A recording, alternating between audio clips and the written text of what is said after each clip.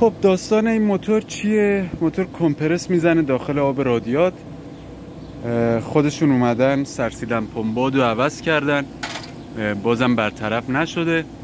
حالا داریم سرسیلند رو باز میکنیم. یه مقدار روغن ریزی هم داره سینیش که اونم میخوایم باز کنیم سرسیلنده رو ببینیم داستان چیه. معمولا این موتور خیلی راحت واشر نمیزنه و یا باید بوش بکشه پایین یا سرسیلند بترکه. حالا باز کردیم مشخص میشه چی هست. خب همونطور که گفتم اینا به این راحتی ها نمیسوزه، واشر سوزونده. حالا ممکنه سرسیلندام ترک اینا داشته باشه، کاری به اونش نداریم، ولی اومدیم و بوشا رو اندازه زدیم. همینطور که میبینین الان من اگه اینو صفر کنم و برم روی بوش 400 نهایتش متاسفانه فشار داره، بالاتر بوش که باید 10 صدم باشه. این باعث میشه که بوشا خب رفته پایین و میسوزونه. چیزای دیگه ای که میشه فهمید از این که سرسیلند وقتی بازه این که آیا موتور رنگ شکسته یا نه. این دوده ای که اینجا میبینین الان اینجا هست جاییه که از رنگ خانه یک دوده رد شده. اگه این دوده 2 تا شد دوستان هر جایی، بدونین که اون خانه رنگ شکسته و معمولا دوده سخت رد میشه. ببینین این الان اینجا دوده شدید رد شده و این قسمت ضعیف. احتمال رنگ شکستنشون خیلی کمه این موتور، یعنی هست پیستون خراب بشه خیلی زیاد میشکنه رنگ، ولی این به نظر این موتور مشکلی نداره. حالا یه مقدار لبه کرده بوشا. این مدل موتور وقتی که از 4-5 صدم بوشا زیر لبه رنگ گشاد شد دیگه به درد نمیخوره و باید بوشا تعویض بشه. الان با این وضعیت 2 تا راه داریم، یا بوشا رو در بیاریم، پشت بوشا هم خشکه و بوش اورنگدار نیست که راحت در بیاد، ما میشکنیم بوشا رو در میاریم معمولا و زیرشون لاتون بذاریم، یا اینکه بیاد پایین سیلند چون تاب ورداشته یک هفته راشی بشه، زیر بوشا درست شه، بوشا همه یه اندازه بشه. ایراد لاتون چیه؟ اینه که الان این بوش این سمتش 7-8 صدم بالاه، این سمتش 5 صدم. ما الان یه لاتون 5 صدم بذاریم باز بوش کجه، نمیشه همه بوشا رو یه دست تنظیم کرد. ایراد لاتون گذاشتن اینه. این 2 تا بوش الان پایینن، این یکی نسبتاً یه مقدار بالاه و این یکی هم همینطور تقریبا سر اندازه است. نمیشه کاری کرد و همه رو اگه یه لاتون 5 صدم من الان بذارم ممکنه یه بوش 13 صدم بیاد بالا، یه بوش 10 صدم. این اینجوری ایراد میخوره و یه دست نیست. ممکنه که دوباره به واشر آسیب بزنه یا بوش رو بشکنه. حتی کار درستی نیست به هر حال، ولی خب میشه یه کاریش کرد. راه دوم هم اینه که کلا موتور رو بیاریم پایین و بدیم تراشکاری، بریم ببینیم مشورت کنیم، ببینیم خود صاحب کامیون چی دستور میده به ما و ما مأموریم و معذور دیگه، هر دستوری که بدن ما اطاعت میکنیم. بریم ببینیم چیه داستان. مثل این که ما قسمت نیست، فعلا طلسم شده موتور بالا تعمیر کردن برای ما. اینم سرنوشتش این شد که بیاریم پایین، داریم ریزش میکنیم. حالا اگه چیزی بود، ایرادی چیزی بود غیر از این که بوشاش پایینه، بازم ویدیو میگیریم و ادامه میدیم. فراویل که داغون شده، فرایویل به قول بعضی از دوستان پر ترکه و صفحه با این که نو بوده سمت فرایویلش خوردگی شدید داره به خاطر این ترک ها. این ترک ها مثل سنباته میمونه و میخوره صفحه رو، قاعدتا باید تعویض بشه، کار دیگه ای نمیشه کرد. خیلی هم سیلند تمیزیه، نگاه کنین چه گل و خاکی گرفته. این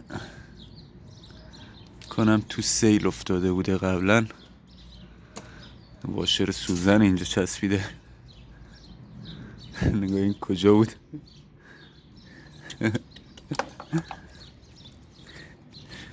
خب بریم بازش کنیم بقیه‌شو. این با قلم چکش پیچای سینی رو پیدا کردیم بالاخره، از توی گل نجات دادیم. بریم ببینیم چه هست داخل این موتور. باز کردیم موتور رو، چیز دیگه خاص دیگه ای نداشت. اولین بار بود این موتور باز میشه، میاد پایین در واقع. حالا شاید رو کار قبلا تعمیر شده باشه، کاری به اونش نداریم. یاتاقاناش کلبن شمیت بود. وضعیت یاتاقانا میلنگ اینو بد نبود، اما دار خط داشت خانه 7 مخصوصا، ولی چیز مورد داری نبود. وضعیت میلنگ بد نیست، اوکیه تا حدودی. یه چیزی راجع به اویل پمپ ها بگم. این موتور کلن حجم روغن بالایی نمیخواد، اما به نسبت موتورهای جدید فشار روغن بالاتری داره، ولی حجم روغن کمتره. اما اگه اویل پمپش رو نگاه کنین،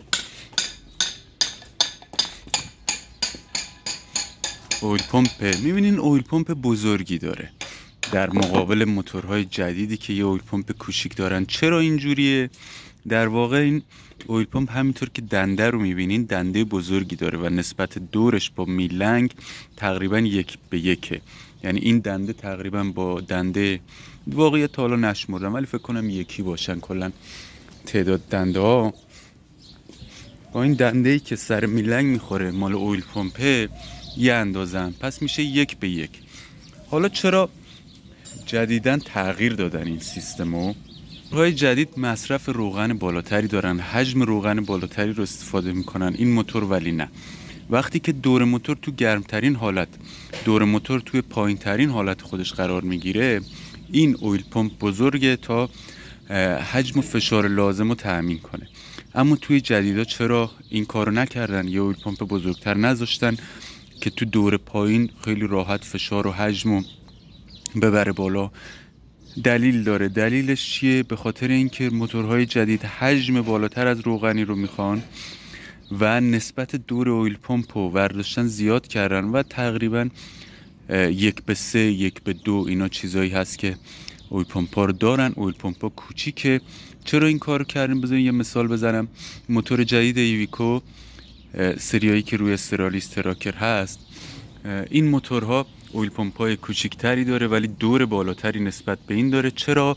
که ریتارد این موتور، اون موتور با روغن کار میکنه و با روغن کار میکنه. وقتی ریتارد موتور رو میزنی حجم روغن مصرفی بیشتر میشه، اما ریتارد داره دور موتور رو میاره پایین و دور رو میخوابونه. پس باید اویل پمپ دور بیشتری به نسبت موتور بزنه تا اون حجم مصرفی روغن رو تأمین کنه. و اگه این اویل پمپ رو میذاشتن فشار به شدت میافتاد، با توجه حتی با اینکه بزرگتره، چون دورش کمتر میشد فشار خیلی بیشتر میافتاد. ولی اونها دور اویل پمپ کم نمیشه. درسته که موتور مثلا میاد روی 600-700 دور وقتی ریتارد استفاده میکنی، اما دور موتور همچنان 2-3 هزار دور داره میچرخه. درسته استهلاک اویل پمپ ممکنه بره بالاتر، اما باید اون کارو میکردن تا مشکل فشار روغن و حجم موتور نخوره اون موتور. دلیلش اینه. کلا اون مدلام گفتم مصرف روغن بالاتری دارن، خیلی روغن کاری بیشتری دارن، در حالی که این سیلند ببینین یک کانال روغن داره